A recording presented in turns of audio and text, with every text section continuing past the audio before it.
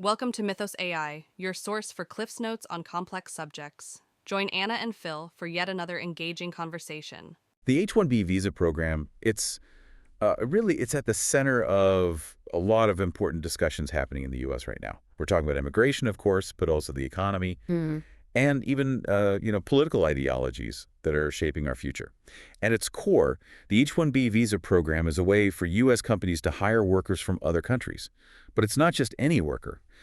These are people with very specific skills and knowledge in fields like tech engineering medicine. Right. And it's a program with a yearly limit. It's capped at 85,000 new visas each year. With 20,000 of those reserved specifically for those who have an advanced degree from a U.S. university. Exactly. And with an H-1B visa, you can live and work in the U.S. for up to 6 years and even try to get permanent residency during that time.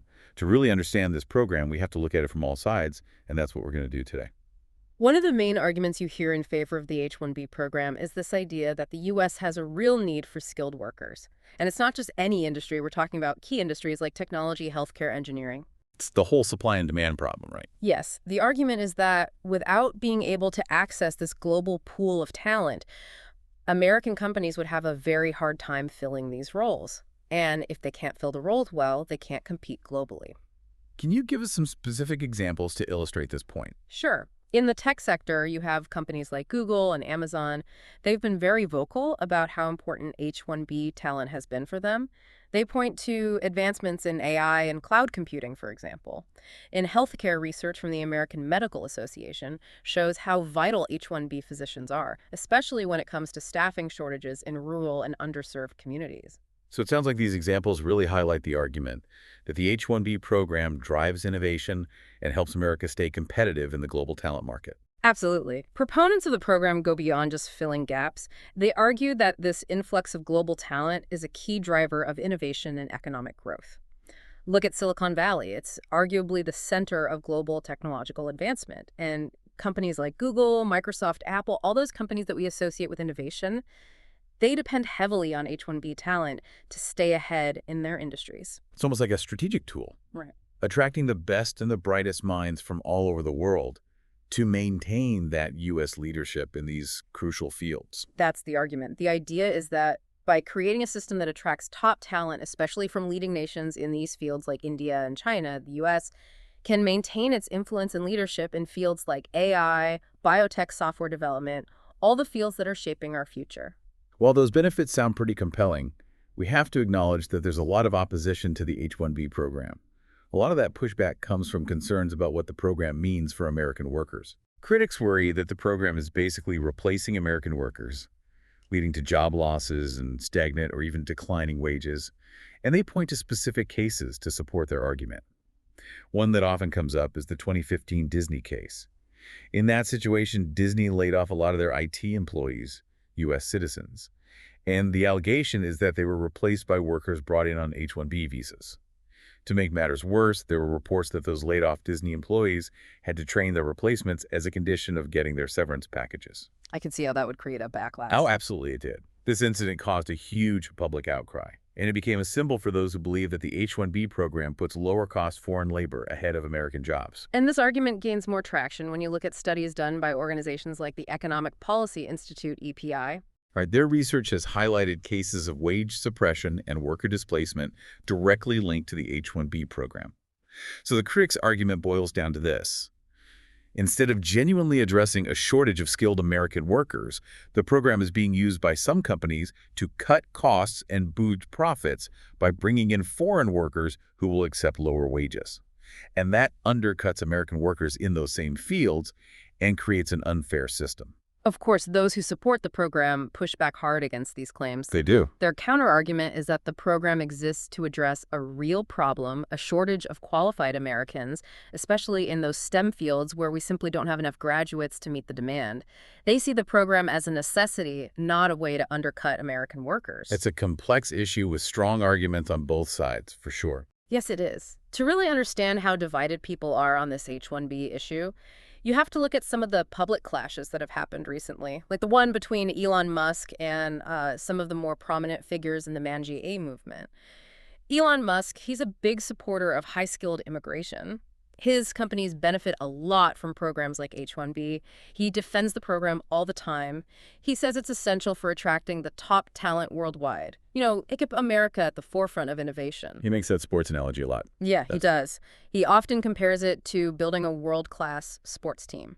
Says, just like you need the best players on a championship team, regardless of where they come from, companies like his, SpaceX, and Tesla need to access global talent to make those huge breakthroughs. He's even said, if we don't attract and keep the best talent globally, we risk falling behind in critical technologies like AI, renewable energy, aerospace. And that's where the clash with the MAGA folks comes in, right? Exactly. People like Laura Loomer, a very vocal activist, they accuse Musk of putting foreign workers ahead of American citizens. They say the program is making income inequality worse in the U.S., that it's hurting the economic security of the middle class. Loomer's been very outspoken about this. She says the H-1B program is full of loopholes that corporations use to undercut American workers, leading to lower wages, fewer job opportunities for U.S. citizens. This argument fits into that broader populist idea that things like globalization and programs like H-1B are actually threats to American sovereignty and job security. It's interesting how this one program has become such a flashpoint for these larger ideological battles. It really has. And this back and forth between Musk and his critics has gotten pretty intense. You see a lot of heated exchanges online, especially on social media. Strong language on both sides. Musk has called the criticism short-sighted populism. He says those criticizing him don't understand the long-term benefits of skilled immigration, that it's important for the nation's competitiveness. I imagine Loomer and the others have some choice words for Musk as well. Oh, yeah. They call him a globalist billionaire, out of touch with the average American, more concerned with profits than with the well-being of American workers.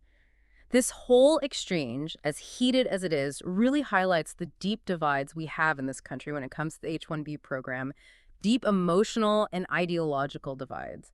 And it really shows you the challenges policymakers face trying to balance those pro-business viewpoints with the demands of these populist movements. It's definitely not a simple issue with an easy solution. This debate around the H-1B program has consequences that go way beyond just immigration policy. Yeah. Like you said, the Musk-MAGA clash, it shows us how politically polarized the U.S. is, especially when we talk about immigration. This deep division makes it really hard to find any common ground and to make meaningful changes to policy. And this polarization is likely to have a big impact on future legislation and even electoral strategies. Policymakers are stuck trying to balance the economic benefits of skilled immigration with the pressure to protect American workers. What happens with this debate could have a huge impact on key parts of the H-1B program. Things like visa caps, wage requirements, pathways to permanent residency. It's probably going to be a central issue in future elections, too. Right. Candidates will use it to appeal to their base. Almost certainly. The H-1B program also really highlights how difficult it is to balance the needs of businesses for skilled labor with protecting domestic workers. Critics of the program say lawmakers need to make things like wage suppression and potential abuse by companies top priorities. They're proposing some pretty specific reforms, too. They are. One idea is to raise the minimum wage requirements for H-1B workers. Yeah. So, they can't be used to undercut the wages of American workers. Makes sense. What else are they suggesting? Well, they also talk about strengthening oversight mechanisms, basically making it harder for companies to abuse the program to make money. This could involve more audits by government agencies, tougher penalties for companies breaking the rules, and maybe even more transparency in reporting to keep everyone accountable. Another idea is to make it easier for H-1B workers to get permanent residency. That would make them less dependent on their sponsoring employers. Yeah. Right. Give them more power to negotiate better wages and working conditions. Exactly. And the argument is that this would benefit the workers themselves and create a more stable and competitive workforce, which would ultimately be good for the U.S. economy. This whole debate over the H-1B visa program really shows us the tough choices policymakers have to make, trying to balance all these competing interests and priorities.